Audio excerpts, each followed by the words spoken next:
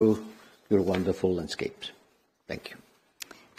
Minister, you have the floor. Honourable Mr. High Representative, dear Mr. Borrell, thank you very much for the warm hospitality shown to me and my delegation during this visit. Dear colleagues and media representatives, it is important to emphasize that last year was characterized by very intensive dynamics of deepening of Armenia-EU relations, and I am glad to continue this path here today, looking into our extensive agenda as well as new perspectives. So today, we had a very fruitful meeting of the Armenia-EU Partnership Council, touching upon a number of issues, including reforms, people-to-people contacts, economic cooperation, as well as security matters.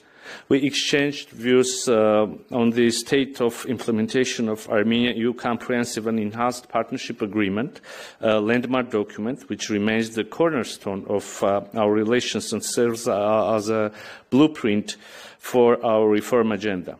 Its timely implementation is one of our priorities, and I am glad that we are steadily moving towards this goal. We reviewed Armenia's progress on reforms which cover a wide range of areas of life, including fight against corruption, strengthening of rule of law, protection of human rights, justice sector, education, green economy, as well as migration institutional reforms. With Mr. Borrell, who we also noted with satisfaction that since our previous Partnership Council meeting, the Armenia-EU agenda was enriched with new important dimensions and mechanisms. First, the security dimension. I would like to mention the political and security dialogue and deployment of the EU civilian monitoring mission at our international border with Azerbaijan. On economy, while the EU continues to remain one of the main trade partners of Armenia, we agreed to exploit all the available mechanisms to further enhance the trade and economic ties, both on bilateral level and through regional projects. In this regard, the importance of Armenia's participation in the project of the Black Sea submarine cable, as well as the effective implementation of economic and investment plan, was stressed. On mobility issues, I would like to stress that Armenia believes that all the necessary requirements have been met, and it is time to launch the Armenia-EU visa liberalization dialogue. It is a choice to be made to bring our peoples closer and provide them with tangible outcomes of our cooperation. Dear attendees, today's in-depth discussion allowed us to assess what we have already done together and to explore new avenues for enriching our partnership and identifying new partnership priorities. Dear colleagues, today we had an opportunity to exchange views on the current security situation in the South Caucasus and beyond. We discussed all the challenges that Armenia is facing in its efforts to create a peaceful and secure environment in our region. I reiterated Armenia's commitment to agreements reflected in statements adopted in quadrilateral meetings in Prague in October 2022 and in Grenada last autumn, as well as the agreements announced by the President of the European Council, Charles Michel, following the trilateral meetings with leaders of Armenia and Azerbaijan in Brussels on May 14 and July 15, 2023.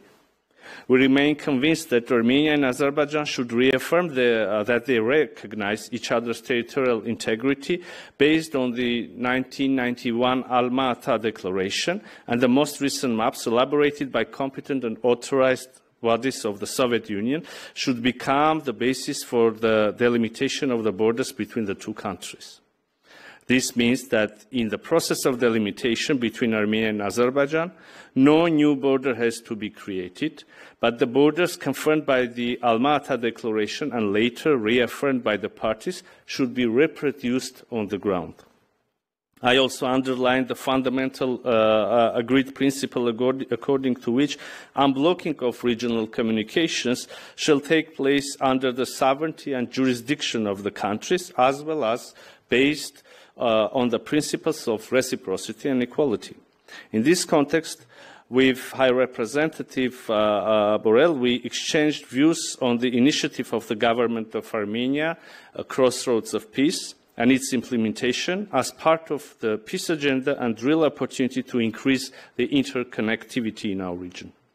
We expect that Azerbaijan will constructively return to the negotiating table and adhere to the mentioned agreements. Armenia has such political will.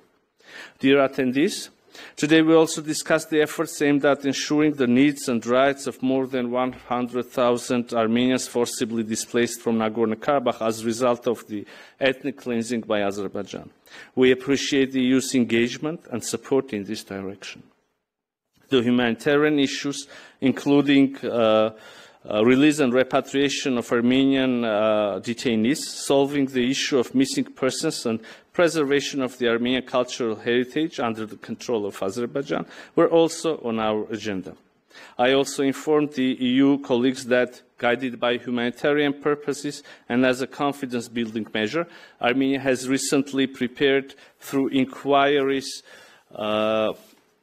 among the former Nagorno-Karabakh officials, and transferred to Azerbaijan new maps of minefields. I asked for possible engagement of the EU for verification of those maps. Concluding my remarks, I want to stress again Armenia's willingness to further deepen the partnership with the European Union based on an ambitious agenda for realizing the aspirations of our citizens and for a more prosperous South Caucasus. Thank you very much. Thank you very much to our speakers, and this concludes the press point for today. Thank you to the interpreters too. Thanks. Now we have to deliver the agenda. Yes. I will go to this fantastic